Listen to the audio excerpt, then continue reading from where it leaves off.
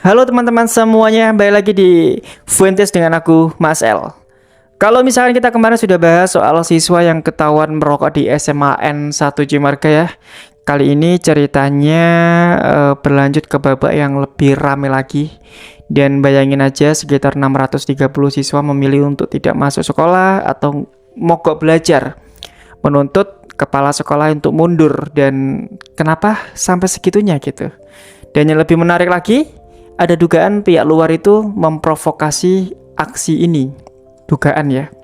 Dan di video kali ini kita bakal bongkar semuanya di beberapa menit ke depan gitu. Mulai dari kronologi, perspektif guru dan juga kepala sekolah sampai isu provokator di balik mogok sekolah ini. Dan kemarin sepertinya banyak yang tertipu sama thumbnailku soal tampar siswa ini ya. Jadi ada orang yang baru 2 menit nonton udah komentar, ngetik panjang lebar nyalain aku soal aku membela siswa yang merokok itu. Ya aku nggak bisa menyalahkan sepenuhnya orang-orang tersebut, dan itulah gambaran orang-orang kita ya. Sebagian orang memang lebih suka untuk berkomentar dulu lah soal salah benar itu urusan belakang, bodo amat gitu. Yang penting opini aja dulu gitu ya. Tapi di akhir video nanti aku akan coba komentar sedikit perspektifku tentang siswa ditampar guru itu ya. Jadi ya mungkin gak usah lama-lama ya, biar kita nggak panjang-panjang banget. Mari kita bahas videonya.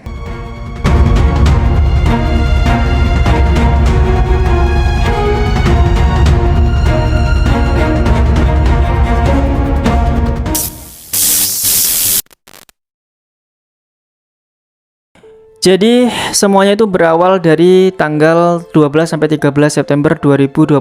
Ada ratusan siswa SMAN Negeri 1 Cimarga Kabupaten Lebak memutuskan tidak masuk kelas. Mereka menuntut agar kepala sekolah Ibu Dini Fitri itu mundur dari jabatannya, dan latar belakangnya jelas ya, seorang siswa ditampar oleh kepala sekolah karena ketahuan merokok di sekolah.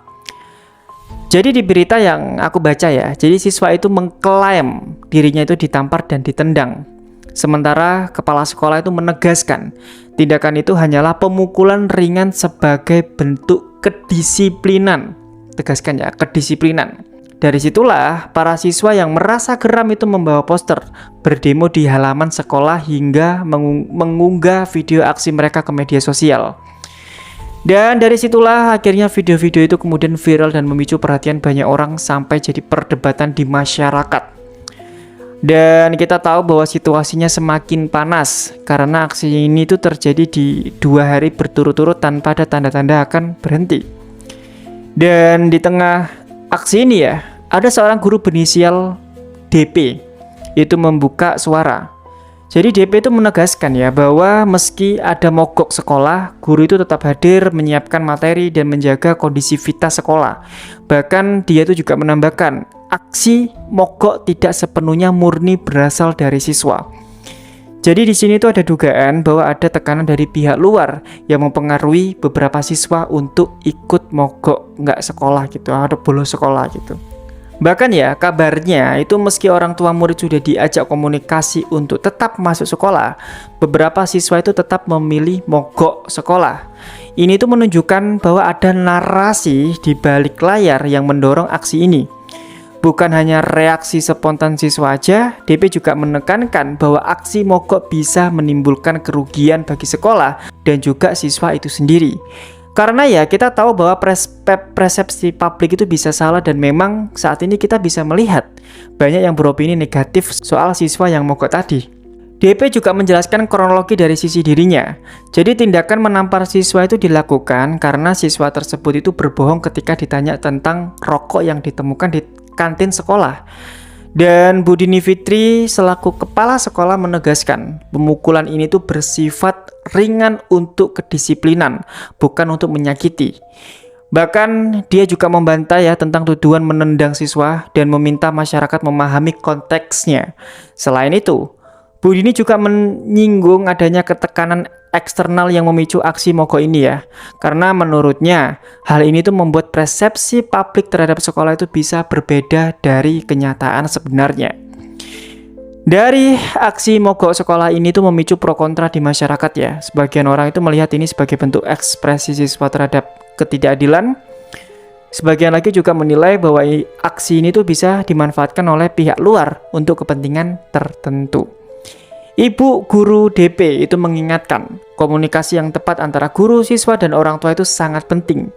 Ya, ini tuh digunakan supaya kejadian serupa tidak terulang kembali di masa depan. Selain itu ya, video dan unggahan di media sosial itu mempercepat penyebaran isu ini. Dan hal ini sekaligus memperkuat dugaan adanya provokator yang memanfaatkan situasi untuk mempengaruhi opini publik. Jadi teman-teman ya, dari kasus ini mungkin kita bisa lihat bahwa sebuah peristiwa sederhana itu bisa berkembang menjadi isu besar jika ada provokasi dan tekanan dari pihak luar. Penting banget buat kita menyaring informasi biar tidak mudah terpengaruh oleh opini viral dan juga memahami fakta sebelum menilai sebuah kejadian gitu.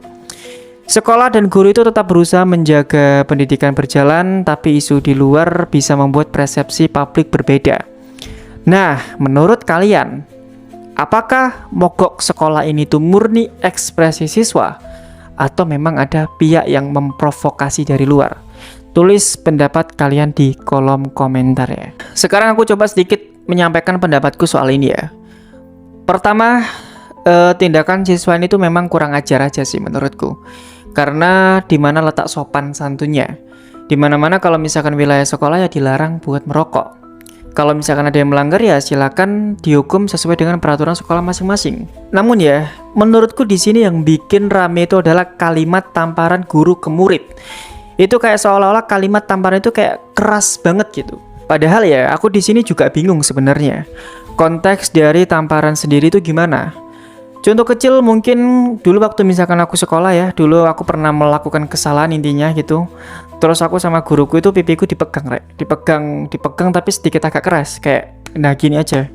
Ingat ya, ini sedikit agak keras, bukan keras. Di situ aku merasa bahwa nggak ditampar, aku malah kayak dibilangin jangan diulangin lagi ya, terus diceramain bla bla bla dan ya udah selesai gitu. Dan aku nggak merasa ada dendam atau marah sedikit pun, karena ya emang nggak ditampar, cuma dipegang, cuman agak keras aja.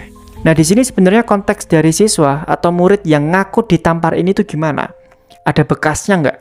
Atau sebenarnya yang benar itu kayak berita tadi itu, guru itu nggak ada niatan untuk nyakitin siswa dan itu hanya bentuk kedisiplinan aja. Dan apa yang aku rasain tadi itu bisa jadi loh ya, jika orang lain yang mengalami hal yang sama, mungkin bisa jadi dia juga bilang dia ditampar. Itu juga ada kemungkinan loh ya. Jadi ya intinya poinnya di sini adalah aku setuju dengan bentuk kedisiplinan itu sih. Karena faktanya ya, dulu waktu aku ngelihat teman-temanku yang nakal, mau senakal apapun teman-temanku ya, itu jarang banget aku ngelihat temanku ditampar. Padahal di sekolahku juga ada guru yang sangat galak banget gitu. Tapi ya nggak nampar gitu, kecuali kalau misalkan temanku itu sering melanggar aturan atau melakukan kesalahan-kesalahan yang berlebihan ya. Ya mungkin misalnya kayak ngelawan guru atau mungkin nggak menghargai guru waktu ngajar dan ya itu baru ditampar. Dan itu pun juga prosesnya sampai ditampar itu panjang, harus ngelakuin kesalahan berkali-kali dan agak berlebihan. Nah di sini sebenarnya pertanyaannya adalah karakter dari murid itu sendiri gimana di sekolah? Apakah ini pertama kalinya dia melakukan kesalahan atau ini sudah beberapa kalinya? Di sini aku nggak bisa menjawab karena aku nggak ada di situ dan aku juga bukan temennya si anak ini gitu ya. Tapi jika kita tarik lebih jauh, menurutku kalau misalkan murid itu melakukan kesalahan dan ditampar, menurutku ya udah sih. Ditampar ya udah, anggap aja itu adalah resiko dari kesalahan yang dia lakukan. Menurutku simpelnya gitu aja gitu. Aku malas untuk berdebat ini dan itu. Ini di luar dari kita ngomongin guru ada aturan sendiri mendidik murid yang melanggar aturan dan lain-lain ya. Tapi intinya kalau misalkan si murid itu melakukan kesalahan yang fatal atau mungkin kayak sering berkali-kali melakukan kesalahan, kalau misalnya ditampar ya udah, terima aja gitu. Karena menurutku sebuah resiko kenapa kamu melakukan kesalahan itu gitu. Dan mungkin ya kurang diajarin sopan santun aja ya. Mohon maaf ya, ini aku ngomongin dari segi diriku sendiri gitu. Tapi aku yakin di sini kalian di rumah juga punya sudut pandang atau opini lain tentang ini. Dan aku kembalikan ke kalian semua, gimana menurut kalian soal ini? Kalau menurutku ya tetap salah dan jangan dibela gitu. Ya cuma sekali lagi ya, kita tahu bahwa orang Indonesia tuh gampang banget ketipu sama thumbnail gitu. Dan mungkin ini akan aku buat thumbnailnya juga seolah-olah mendukung siswanya sih gitu, biar rame aja gitu kan ya. Aku juga lagi cari subscriber ya, jujur aja sih aku cari subscriber di sini. Aku buat YouTube bukan cuman have fun dan lain, enggak, aku cari uang. Aku berharap di sini aku dapat AdSense gitu aja sih ya. Ya mungkin itu aja. Terima kasih udah nonton sampai habis. Ini kayaknya aku udah belibet ngomongnya nggak karu-karuan, dan sampai jumpa lagi di Funti selanjutnya. Bye bye. Silahkan kalian komentar ya.